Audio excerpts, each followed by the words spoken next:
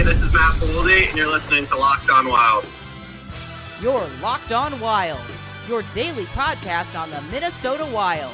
Part of the Locked On Podcast Network, your team every day.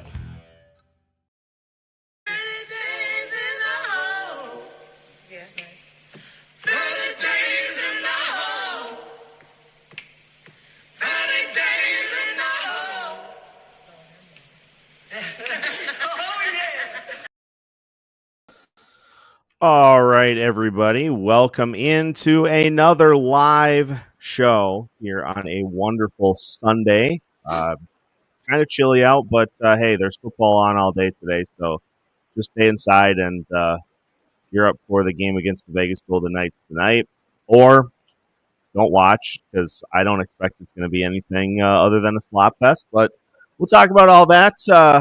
Let's get things rolling, and let's turn it over to Denny. Good morning. Or good afternoon, whatever time it is. Good afternoon. And thanks, everybody, for taking your time to listen to my views on hockey once again. I want to start the show. I got hit pretty hard on Facebook that I should quit doing this because I'm not very good at delivering on all the, the things that the most popular YouTubers and do. But I have to tell you, I'm in the starting stages of dementia now. And, that's the territory I deal with. So what I'm doing is I'm writing almost everything down so I don't forget nothing. And hopefully that will help. And that's all I can say about it. I mean, getting old is getting old. That's just part of it. And moving on. I'll start with the top 10, and then we'll go through the rest of the stuff, all right? Yeah, sounds good. Okay. Well, this week, a few things changed. It dropped New Jersey out of the top 10 because they were not very good. 1-4-1, their last 6. They don't deserve to be in the top 10. So, my top 10, I have Florida, which has 53 points. They're 5-4-1 their last 10. And they're 25-15-3. Number 9, I have Colorado. They're 26-17-1, 55 points. They're 7-2-1 their last 10. And they're playing really good hockey. Other than, the hiccup with Winnipeg, but, that's part of the territory. Then I have Dallas at number 8. They're 27-13-1. They have 55 points. They're 8-1-1 their last 10, and they are on a roll. Then I have the LA Kings, 24-11-5, 55 points. They're 6-2-2.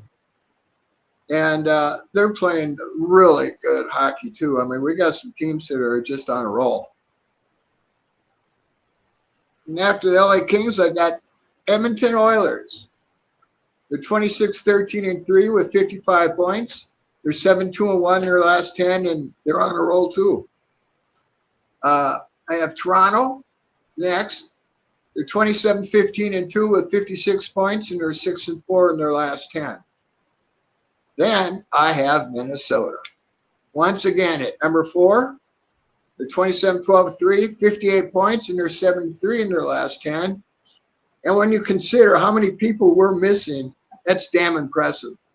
A lot of people say we just got to deal with the injuries. Well, I'd like to see Colorado without McKinnon and Dale McCarr. It would be a completely different team. What this does is it just shows Minnesota's depth. And I'm going to talk about whether we're a playoff team or not after I'm done with this. Then at number 3, I have Washington. They're 28-10-5 with 61 points. They're 5-2-3 in their last 10, and they're a powerhouse. Now they got Ovi back, they're that much better. And Vegas lost its top spot this week, losing 2 games at home in a row. Can't keep top spot. So I got Vegas 28-11-3. They got 59 points. They're 7-3 in their last 10. And of course, we got Winnipeg back up number 1. They're 29-12-3 with 61 points. They were 6-2-2 in their last 10. And that's my top 10 for the week. You get into Minnesota. Are they a true playoff team? Not yet. When they get everybody back, they're gonna be, our defense will, I consider them probably the best in the league. And when you got Zeev Boehm coming up, and of course, pretty sure they're going to do the same thing as they did with Brock Faber. And if they have everybody back, we're still missing 2 top 6 or 1 top 6 minimum. And as I brought this up last show, Granlund is still my top pick to make a trade for. Lou Lamoriello said that he's not trading Nelson or Paul Mary because they're in the hunt and he's not going to trade them. And then, was it face-off? Daily face-off. Seth's got the list, and we're going to talk about this. Yeah, I just want to go into one thing quick, Denny, before we talk about the trade targets. Pretty solid job, I would say, of the Wild since December 1st of just floating. The Wild were number 2 in the league through the first 2 months of the season with 36 points, tied with Winnipeg. Ever since, the Wild are 10th. From December 1st to now, they're 10th in the league in points. But they are behind Winnipeg, they're behind Colorado, and they are behind Dallas. Dallas is number 1 in the league in points. So they haven't lost ground because Winnipeg is 8th in that span. They're 3 points ahead of the Wild. And it's not like they've been falling substantially behind. Dallas and Colorado are just 5 points ahead of them. So over the last month and a half, the Colorado Avalanche and the Dallas Stars have gained 5 points on the Wild, and Winnipeg has gained 3. I would say, considering the injuries, that's a pretty damn good job of just holding serve. It shows the depth of the squad, number 1. But it also shows why we need, in my opinion, pick up Granlund. He'd be a great second-line center. Yeah. He's got 36 points now. He just had an assist since the last time. And I'm pretty sure San Jose would love to trade him and stockpile their drafts. And he'd be worth a second, no problem. If they take the money and give him another third. And who knows, maybe they sign him for a couple more years. Can't go wrong. I mean, he plays center, he plays wing. He's got a great two-way game. And he's playing the best hockey of his life. And what's wrong with picking up a player like that? Nothing wrong with that. You got that right. Here's the list of targets according to the Daily Face-Off. The top 25 trade targets, and this was written 5 days ago, so it's super current. Number 1 target on the board is Brock Nelson, and I find this line interesting. Nelson is the most impactful center available, even if he's on track for his fewest goals and points in a non-shortened season since 2017-2018. Which, not great. He had but a bad stretch. He just got a goal. He got a couple of points in the last game, I think, against Vegas. All right. I like that. Brock Nelson brings a lot to the table. There's no question about it. Yeah. But, the people in the Islanders organization thinking they're going to get a first and a second for him, well, they're smoking something, and it ain't good. Because they're not going to give up a first and a second for a rental player. Maybe if they sign him to a contract, you might, but I wouldn't. The reason I like going after UFAs is because you can get a deal on them. Right. And you don't have to pay exorbitant price. And That's the Islanders, how I would approach it. the Islanders are currently 4 points behind Dean Evason's Columbus Blue Jackets, who have the second wild card spot right now. Yeah, Dino's got that team playing really well. They're 7-3 in their last 10, and he's brought something that team has lacked for a long time. And he's doing a hell of a job. I got to give hats off to Dino. He's doing his thing. Yeah, very, very good job by Dean, especially with tough circumstances coming into the season. He has really, he's done a really good job of navigating that ship, and they've won 4 in a row. So hats off to him. Okay. So next on the list is Yanni Gourde of the Seattle Kraken. Doesn't do anything for me. Here's what the line. I'll go with one line from each of these write-ups. All right. What's most surprising is he struggled to get the puck on net with just 38 shots in 35 games played. He's banged up now, but teams see the 2-time Stanley Cup winner as an ideal third center candidate. I would rather have, between the two, I guess, would rather have Freddie Gaudreau because he is more productive. And I don't know. I don't really like gambling on somebody who is having a very, very down season. Well, that's why they want to get rid of him. Yeah, so I'll pass. I'll pass on Yanni Gourde. Me too. Taylor Hall, left wing for the Chicago Blackhawks.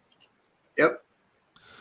The vast majority of Hall's production has been at even strength, 18 of his 21 points, and he's capable of playing all over the lineup. Hall said he wanted to stay in Chicago, but that doesn't seem likely at this point. The Hawks retaining half on Hall will make him an intriguing target. Well, he's a pretty decent player. Plays a good two-way game. He's still got some zip in his legs. Wouldn't be my first choice. Wouldn't be my last. I'm going to, if I can get my mouse to work here. Let's talk about the Cole 37 says, what about Jared McCann? $5 million for another couple years, perfect third line center, and far better than Freddie Gaudreau. I don't know that Seattle, unless they're wowed, I don't know that Seattle would be looking to move him. I don't think they're looking to move him, are they? Is he on the sheet? We'll see if we get to him further down, but I just wanted to bring it up since we were just talking about Seattle. But we'll see the Cole 37. We'll see if he's on the list at all. But I don't know that he is somebody that Seattle is actively looking to move at this point. But who's to say? And also the fact that there are a couple of years added on to that deal, I'm just leery of adding anything to the payroll until Kirill has signed his extension. I just would rather keep the books as clean as possible at this point until that's taken care of, so you know exactly what you have after that deal has been put in place. So, just my 2 cents.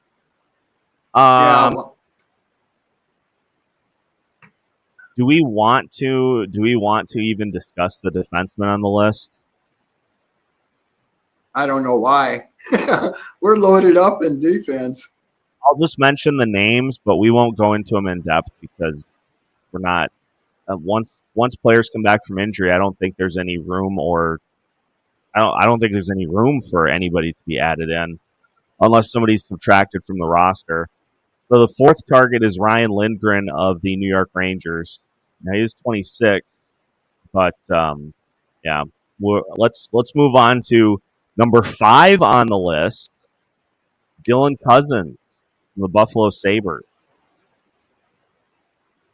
Well, he's been a hot topic, but he's turned out to be just a pretty average player, honestly. A lot of hype when they drafted him. He had a really good first year, but now he's come down to earth, and what you see is what you get with him. Yeah. He's got 5 years remaining on his current deal at $7.1 million per year. That's Yeah, I definitely would pass. They say the workhorse from Whitehorse has experienced a steady drop in production year over year from the 31-goal, 68-point season that earned him his current contract and seemed to put him on the precipice of stardom. Now what? Yeah, I don't need a big question mark that you are obligated to keep if it doesn't pan out. Because if you trade for him and he continues on his current trajectory, you're stuck with him. Yep. Then you're just going into another round of buyouts on that contract. So I'm a hard pass there. Next on the list is Joel Farabee of the Philadelphia Flyers. He's got 3 years remaining on his deal at $5 million per. Few players on the trade target board need a change of scenery more than Farabee, on pace for just 12 goals and 28 points. This is the worst season of Farabee's 6-year NHL career, and John Tortorella doesn't seem to be going anywhere from the Flyers. Again, I'm very keen on what have you done for me lately for trade targets. Absolutely. And anybody who's got a contract, I'm not in favor of, because not only do we have to sign Kaprizov, we have to re-sign Rossi. Yeah. And then we got to have a spot for our boy over in Russia. What's his name again? Danila Yurov. Yes, we got to have a spot for him next year. And, our defense is set. It really is. And I got to tell you something. I never thought I would say this. Judd Brackett is building a dynasty here. When you look what we have right now, what's coming in, our defense is absolutely elite when we have Spurgeon, Middleton, Brodin, and Faber. Who did I miss? Oh, Brock Faber. That top four is as good as it gets. With Zeke Bouillon coming in, and I haven't seen that much of Jiricek, but what I've seen, I really like. The hardest thing for a young defenseman when they get up here is learning to close the gaps because of the speed. And he's doing good. I don't see anything wrong with his game at all. God, he skates like the wind. And I think Judd Brackett really hit on him too, because he's going to be a hell of a player for us if he gets a chance to keep playing, because everybody knows my thoughts on Bogo and Morel. I'd much rather see the kids in number 3 than those guys. But of course, that's not going to happen because Hines doesn't like rookies. I'm just scanning through to see if a particular name's on the list, because one was brought up. No, he is not. Okay, so we're going to talk about this right now before we go any further. Crease Lightning says, I think Luke Glendening from Tampa, just for his face-off capabilities. He's 35, but he's cheap and has been consistently one of the best face-off guys for years, consistently 55%. Billy has made deals with Tampa. That's not a precluder there. I just want to see what his contract is at, because I'm not against it, because the fourth line has been kind of marked present, but not participants, so to speak. All they're doing is taking up time. Luke I don't know what's going Glendening, on with Murat. $800K. So that would not be an issue whatsoever. I would. Lightning, you brought up a good one here. I would not be opposed to that whatsoever. Yeah. So. Because to make a playoff run, you got to have 4 lines, period. If you don't, you're not getting anywhere.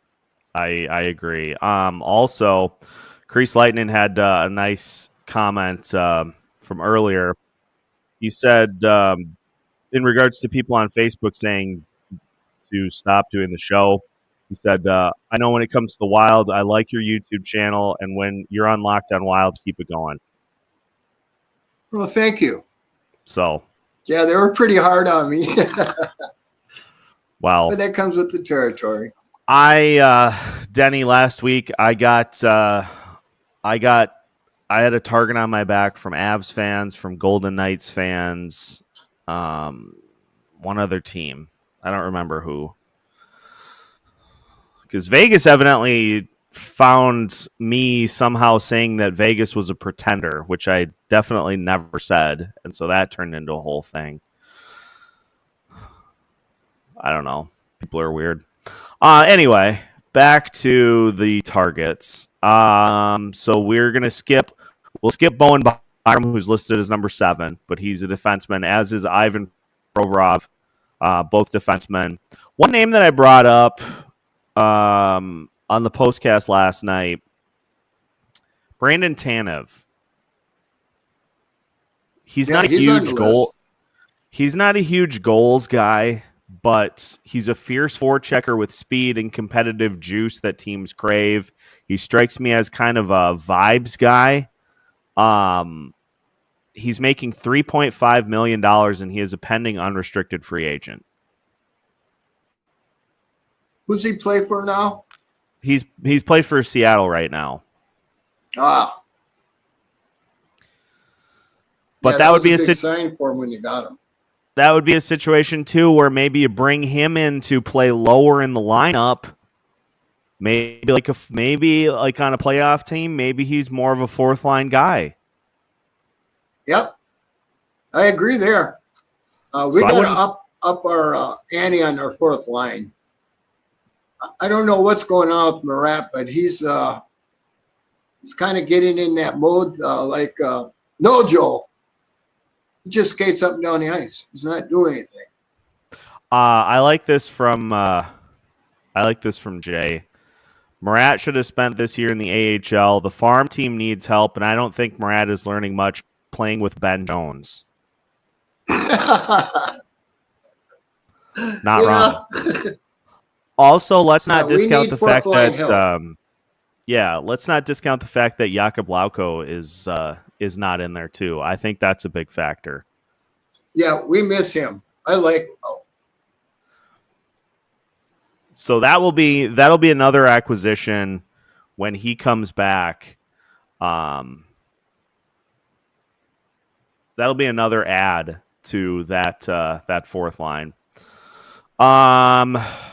Another name here, Ben. I've got yours starred. So I will. I'll see if we get to the player that you mentioned, Colton Sissons, by the time we are done with the list, and we'll definitely circle back on that. I've got your comment starred. Rasmus Ristolainen is a defenseman. Jack Quinn of the Buffalo Sabres. He's also 23. He's got 5 goals in 34 games, 14 points. It's been a really tough year for Quinn, who sat for a stretch of time as a healthy scratch. It still feels like there's something there. I'm not in favor. I don't know what's going on in Buffalo. I don't know if we need another young project. You need something that can help you right now. Here's an interesting name. Ryan Donato. Yeah. He's with Chicago, isn't he? Yep. He's with Chicago, and we let him go. I don't remember what it was. I think that the Wild coaching staff just didn't think he wanted to play both sides of the puck. But I think that was Dean. I think that was during the Dean tenure that happened. Yep. So he's making $2 million. He's got 11 goals in 38 games. He could be a quality under the radar addition, as Daily Faceoff says. I'll put him in the maybe category, but I don't know. I think there are other options like this next player, Kyle Palmieri. You know what I think about him? I wish we could do a deal for him, just like with And I was talking about Brock Nelson, but Lou Lamoriello just recently stated he's not trading anybody because they're in the hunt. I understand. Yeah, I get it. It's also gross to hear a team that is 17-25 say, "Yeah, we're still in the hunt." Well, you think so.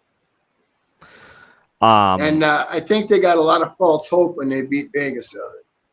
yeah, they've won 3 in a row, so they got that going for them. God, those 2 wild card spots are going to both be under 500 teams. Most likely, yeah. Ugh, icky. Anyway, on to the next. Trent Frederick of Boston. He's a pain in the Doesn't ass do to a play thing for against. me. He competes and he scores. He's the perfect bottom 6 forward, and the Bruins have proven they can mine those guys better than any other team. I think we have enough, unless we're adding somebody for like the 4th line. I don't know. I think we have enough I of don't think so. I think we have enough of the brand of hockey that Trent Frederick brings to the table. That's a no from me. Ethan says Trent Frederick would bring needed physicality to those bottom lines. I mean, it can't be Ben Jones and Devon Shore. It can't. It can't be. They're really good AHL players. Yeah. They're like in baseball it'd be the like saying somebody's a 4A guy.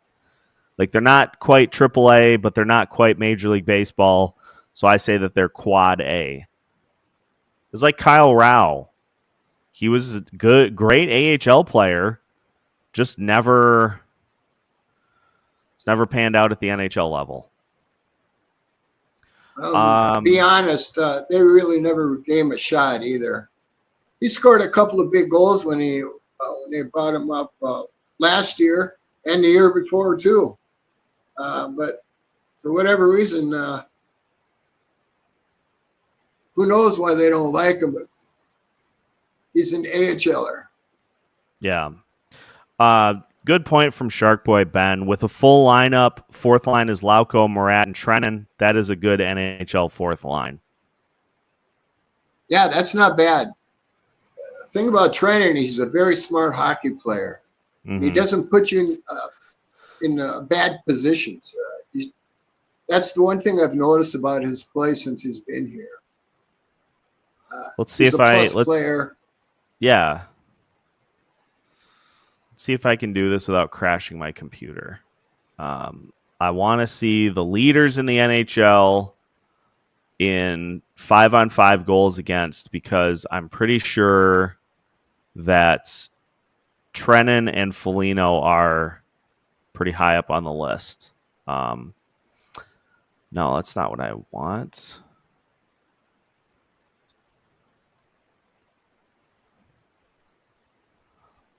Expected goals against 5 seconds after a shift ends. What kind of a stat is that? I don't know. Okay, that's a weird one. No, I'm not going to be able to find what I'm looking for on the fly here, but I'm pretty sure Trennan and Foligno are near the top of the list in terms of goals against in 5-on-5 per 60 minutes. I think they are close to the top of the league, both. So next up is J.G. Pageau of the New York Islanders. Doesn't do a thing for me. Is he a upcoming free agent? Yeah, he's got one year left. $5 million What is? I don't even know Not what his pass. stats are. You know, on this whole list with daily faceoff about the top 25, I find it interesting. They don't even have Granlund listed, and he's number one on my list. I don't know what those boys out in the East Coast look at, but I don't think they like the Central. I don't think they like the West Coast because they just dog us all the time. Yeah. Pageau is winning 58% of his faceoffs. 9 goals, 21 points in 40 games. He's also 32. Yeah. So I don't know. I'll put him in the maybe category. Will Borgen's a defenseman. I don't know if this is all. I think it's Matthew Olivier from the Blue Jackets. One of the last true tough guys, leading the league with 79 penalty minutes. Oh, we don't need nothing like that. No. Morgan Frost, 25-year-old center for the Philadelphia Flyers. He's a pending restricted free agent.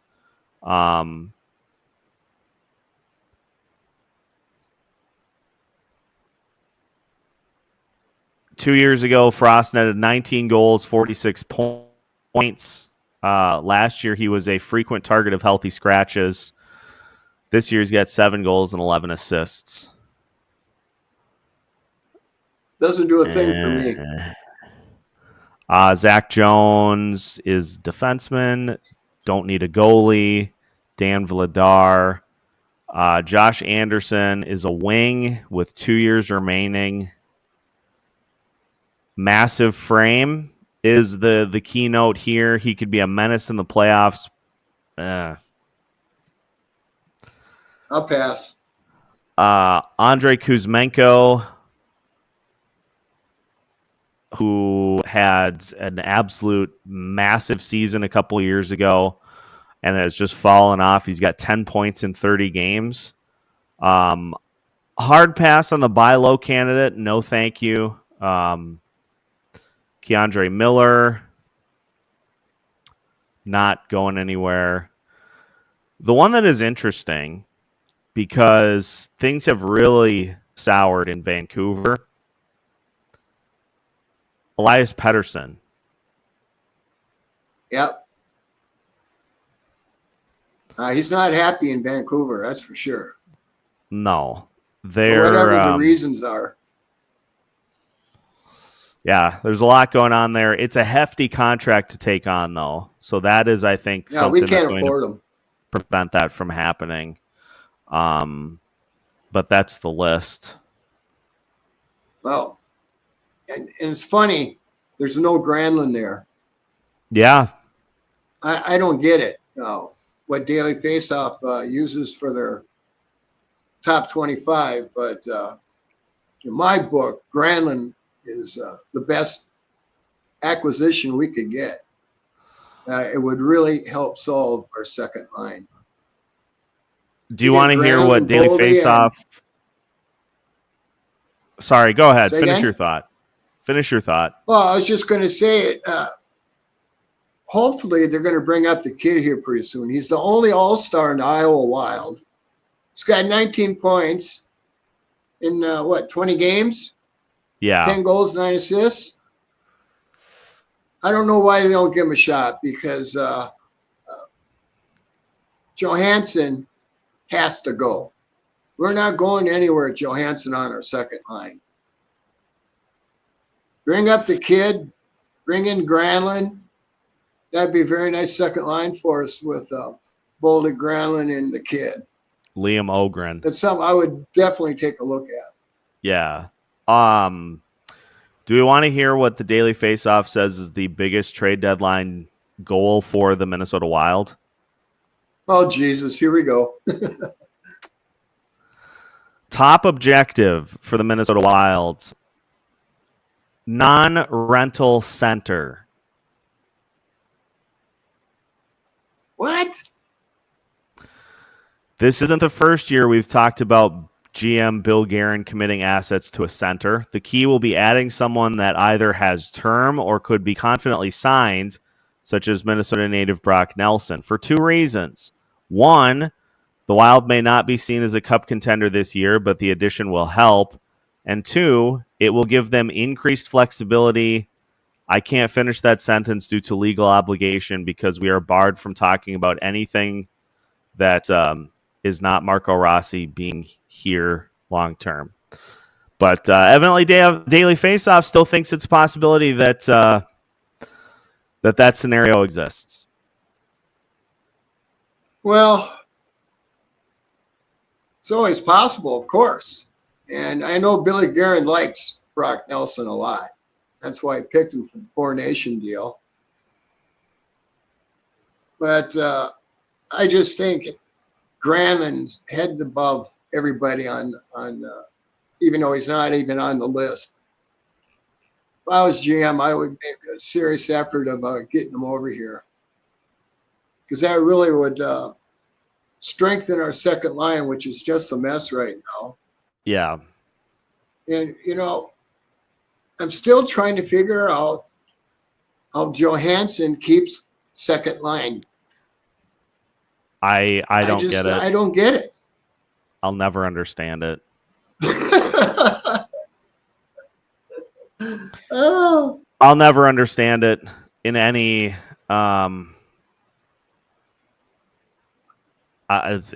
scenario. I just don't get it at all. Let's talk about a couple of names. Colton Sissons. So I've got Colton Sissons' stats up. He is 31, but he is winning faceoffs at a 56.2% clip. For his career, he is at 53.7%. Again, if you're bringing in, if you can find a way to do that on the cheap, because what is his contract situation? That's going to be the big determining factor. Hold on 1 second. I got to grab a beer. Okay.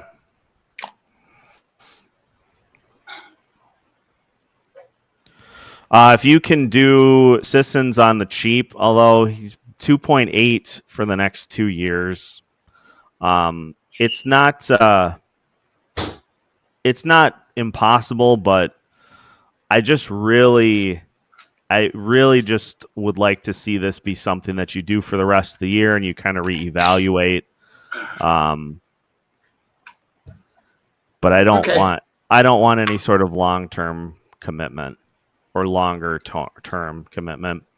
Yeah, I don't know. Glenn says we don't need old, we need young, but you can't trust Guerin at all. Hell of a point there, I'll tell you that. The whole thing is Hines won't play the kids. And now he has to. So now we get to look at what Jiricek can do and the rest of them, which is a good thing. I'm really liking what I'm seeing from Jiricek. Yeah, I just think those skating issues were pretty overblown, at least from what we've seen so far. Yeah, I don't know what they were seeing, but I don't see it. It speaks to me as though they had a coaching staff that didn't know how to work with them. That's what it seems like to me. Yeah. I don't know. All I know is I'm glad we got him. Yeah. Because he's going to be a mainstay for us for a long time to come. Yeah, he's going to look. When you got Z Boyum coming in, boy, we are set. I mean, we really are. And I'm pretty sure Billy's going to make a move. Yeah, it feels like it would be pretty deflating if they didn't do anything. And they have more than enough draft capital and assets to have somebody else take most of the salary. Like the fact that they don't have any cap space, that doesn't have to be that doesn't have to keep That's them not a from making deterrent. a deal. Yeah, exactly. It just feels like all this good start that they've had, it'd be a shame for them to just not do anything.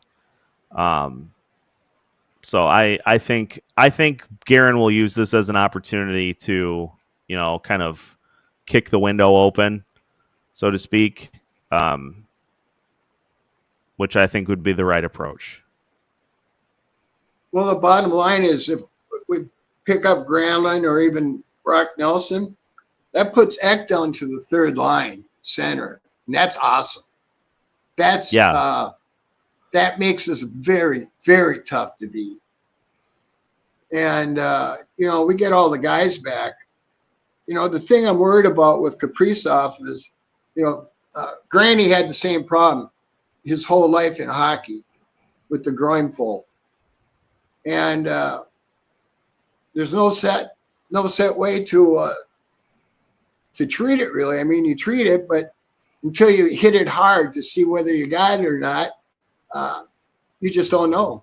I mean, he's out there skating. Well, so what? He's not doing anything. He's just going around the ice. Big deal. What is the schedule for this week? So the Wild play Vegas tonight. They host Edmonton on Wednesday. I'm going to hot take. I'm going to say Kaprizov will be back on the 18th against Nashville. Really?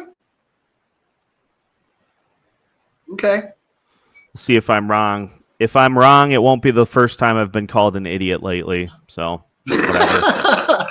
Doesn't faze me in the slightest. Let's go to this from Ben. Thoughts on Drake Batherson for Johansson plus picks? I would love that. I would do that in a heartbeat on our end, but the problem is that all the other teams in the league have the film on Who's he Johansson. play for? He plays for the Senators. And he's in the midst of I don't know anything about him to really comment. He is in the midst of a lengthy contract until the 2027. He'll be a free agent before the 2027 season. $4.97 million per year. He's got 14 goals, 41 games. 26 years old. He's 6'3", 205. I would pull the trigger on that in a heartbeat, but I don't think Ottawa's going to do that. I don't think so either. Ottawa's playing good. They're in the hunt. Yeah. I don't see them trading anybody. They're probably going to try and pick up a few pieces. Yeah, I would think so too. Another former Wild player, if you're looking for fourth line penalty kill, Nico Sturm would be a good ad. Great on the face-off, great at the face-off circle, and a penalty killer as well. Would cost you nothing. Yep. How's he doing this year? Let me just see if I can find San Jose. There they are. So he's making $2 million this year. So yeah, literally, we would be able to fit that in over the cap or under the cap. He's got 4 goals in 37 games, but as a fourth line guy, that's not bad. Not a ton of penalty minutes either, which is good. What's his face-off? I gotta find it here. I liked him as a Wild. Yeah, wish we had the Do brothers back on our fourth line. 62% in the face-off circle. Really? That's strong. His ice time has been substantially cut, though. He was playing about 14 minutes the last 2 years, and I think that was probably because of the fact that the Sharks are bad. but now he's playing 9 minutes, like just under 10 minutes per night. But still, 62.4% in the faceoff circle is That's strong. That's not bad at all. Well, the whole thing is we got more than enough bottom six players. Yeah. And doesn't matter which mix and match them. Trennan and Foligno and Eck for a third line would be very strong. Or even Trennan on the fourth line. I mean, he's a very smart player. And, yeah. He's kind of like to have on your third and fourth lines. Because you need grinders. And all I want to do is put a team together that can win 16 games, period. And if that's not the goal, then there's something wrong with management. That's why I'm pretty sure Billy's going to make a move. Yeah. And I just hope he listens to the show and looks at Granlund because, he was well-liked when he's here. He's a good player. And he's playing the best hockey of his life right now. What's wrong with that? Because let's look at this in the West. Which of the current playoff teams, which of them legitimately scare you? Winnipeg. See, I'm just gonna throw it at a dartboard. The teams that scare me in the West right now, Colorado is one of them. Because now they got their goaltending figured out. I would say Vegas, and I would say Winnipeg. Winnipeg, Vegas, Dallas, Colorado, and put Dallas in there too. Central is the strongest. All of the teams in the Central. Yeah. We have the strongest division again. Yeah. And they treat the Central on the East Coast like we're a bunch of dogs. They don't give any props hardly at all. That's okay. And I can tell you this, when we get back and get healthy, the teams are going to be very scared to play in Minnesota. Yeah. You can't beat our defense. Gus Bus is on a roll. And that brings me up. I think Gus is hurting a little bit because he's not moving as like he should. I think he's bruised up. Yeah. But the situation with everybody being sick and hurt, he had to play, and that's just the way it goes. Let's go to this comment. Would it help moving Hartman to fourth center and Murat to second wing? No. See, here's what I think the problem is.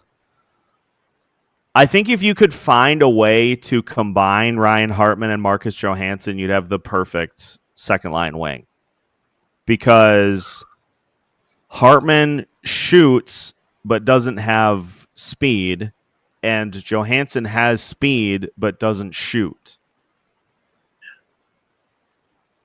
He avoids it. Yeah. It's just like, if you could just find a way to combine both players together, I think you'd have what you're looking for. But well, my opinion of Hartman is this: he's much better suited for the third or fourth line. He doesn't have the skill to be a second or first line center anymore. I mean, he had the career year with the 35 goals and stuff, but he's not that player anymore. Age catches up with everyone. He's best suited for third or fourth line. Actually, I think fourth line would be his best calling now, where he'd be very productive. Yeah. Oh my God. Go get Ryan Suter so we can put Merrill in the press box, league minimum with a vicious cross check. Oh, that's a good one. Oh, Jesus. Wouldn't cost you a thing. Yeah. No, I don't think Suter will be coming back here anytime soon. No. Nathan joining us here in the final few minutes. Any word on when Kaprizov could be back? At last updates, he was continuing to progress, but still no timetable. Just because I'm impatient, throughout the 18th, so I guess we'll see. But I don't know if you know the answer to this, Denny, but we had a new phrase used last night. What's that?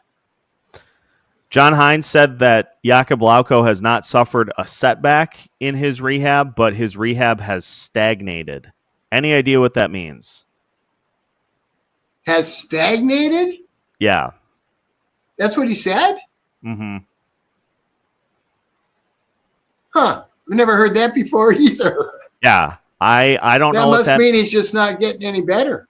I think what it means is he probably he didn't necessarily re-aggravate the injury, but he probably just got shut down for a couple of days. Yeah. So, I don't know. It's so hard to know what the injury is because we don't know what's wrong with him. Yeah. I think because they've actually got a guy on long-term injured reserve, then again, he's not making any money to where you can actually use it. We've got somebody on long-term injured reserve. Let's just use this as long as we can to get through the season. I don't know. Yeah. What do you think the chances are they're going to call up our all-star in Iowa? Well, it depends. Is anybody else going to get hurt? That's the question. That's the $1 million question.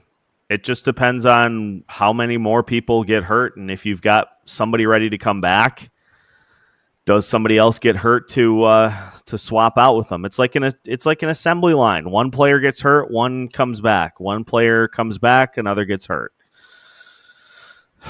I hate it. Yeah, we've been hit with the injury bug hard this year. Yeah. Like I said, regardless of what Colorado or Vegas thinks, when you lose 4 of your best players, it makes a hell of a difference on the team. Yeah. I didn't expect us to beat Colorado at all. I don't expect us to beat Vegas either. You got to have all your pieces in place and playing well when you're playing the best teams, just the way it is. Yeah. We're good with 500 teams right now.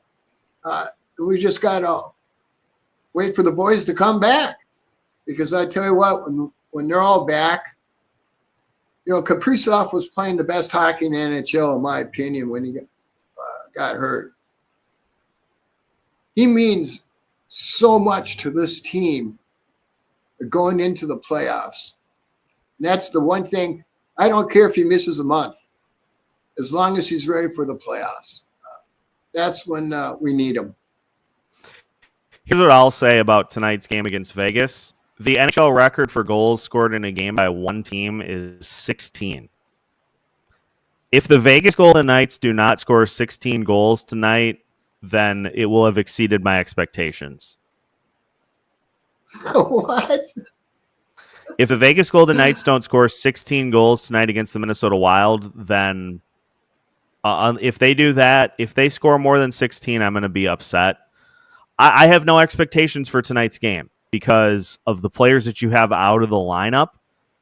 Yep. You're going into a very tough situation on the road. It's about 99% to be a loss. So, and plus they've lost 2 in a row at home, which they never do.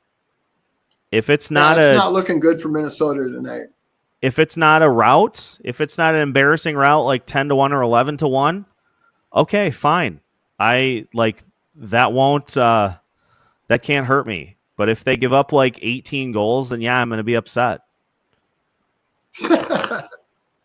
Is Jiricek, is the list out for the game yet?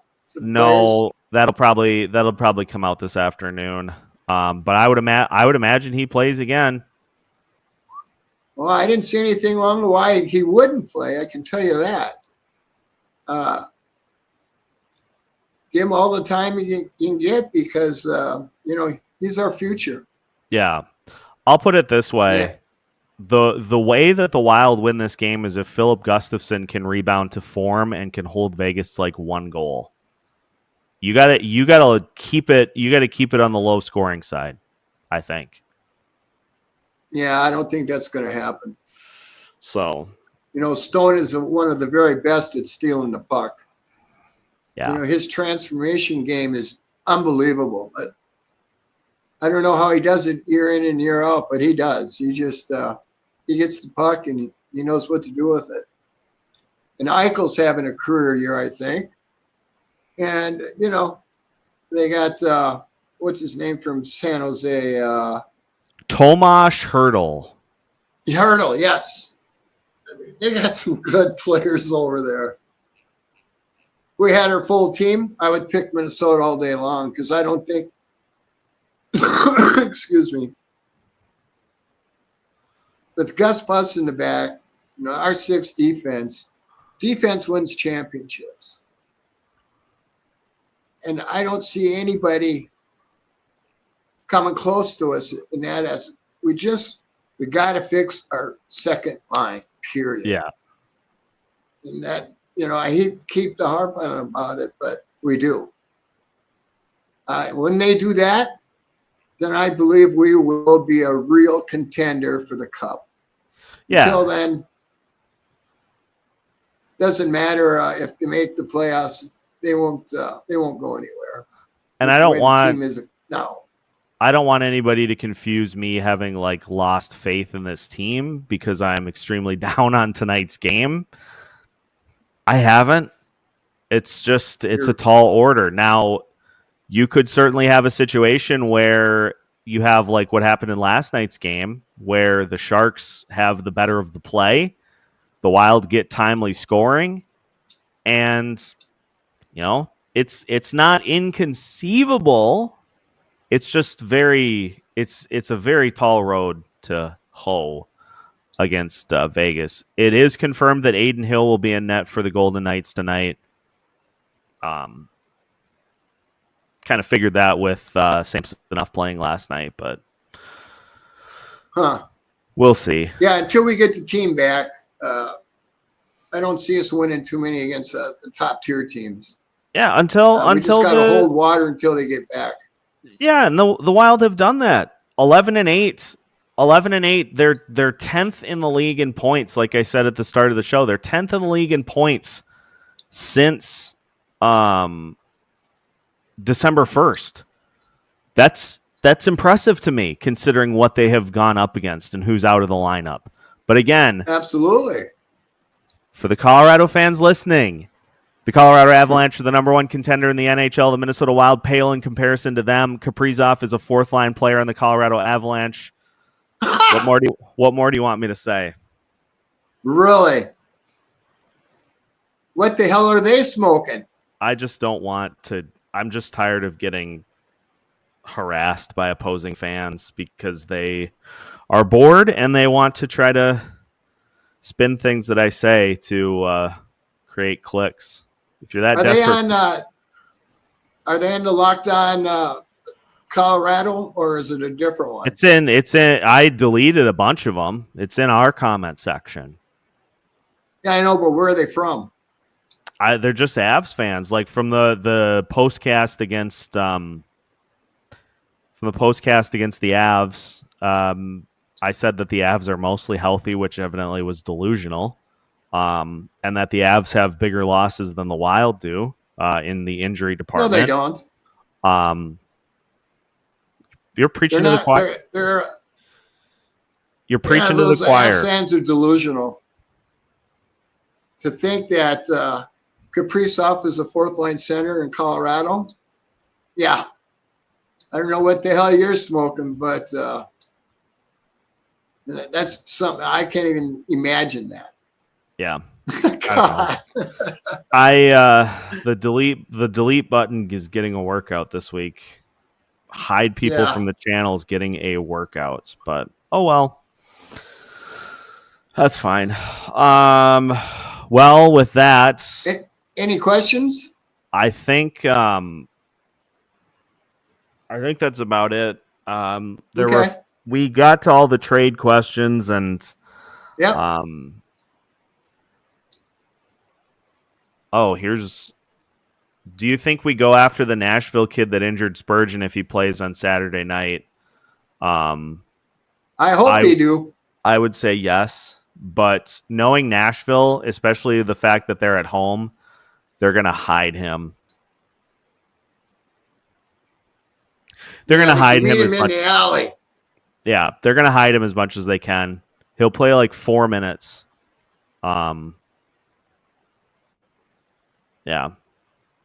But yeah, he's got something coming. The thing too, like here's the other part of it. I want to mention this because this has happened recently. It could be that the Wild try to get him to fight, and he doesn't.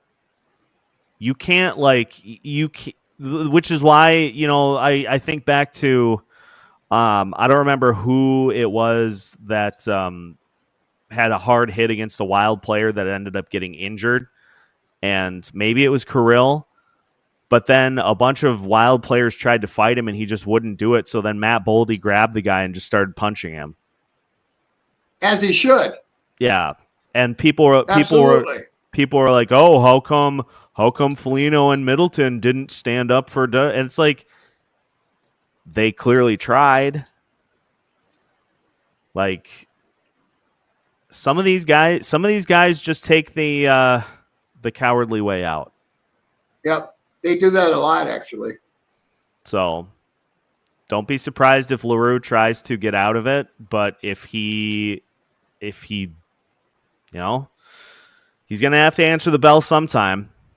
If these Wild players are on the team next year and he doesn't answer for it this time, he'll answer for it next year. They don't forget. They don't forget. Absolutely. Who is this week's nominee for the honorary What the Hell Are You Smoking? Well, I got to go with Daily Face-Off. To have the top 25 not have Granlund, even on the list, shows you just how biased the East Coast is. Daily Face-Off gets the what the hell are you smoking this week? And with that, I would like to say, guys, girls, I'm going to the New York Islanders game on February 8th, Saturday night. If you want to meet us for a drink at Zamboni's before the game and meet me and Seth and a few other people, you're more than welcome to come. It'd be nice to meet everybody who shows up. And, it's my birthday time. Yeah. That's my birthday game. Swing by and enjoy it. It'll be more informal than our previous one was, but oh yeah. Stop by, say hi. Absolutely. All right, everybody. I'm gonna go take a nap because I was up till 4:30 playing video games. Super responsible. Oh, you gotta see. Oh, there we go. There's my big head Todd. I went to the concert last night at the Palace. Awesome. First concert I've been to in 7 years.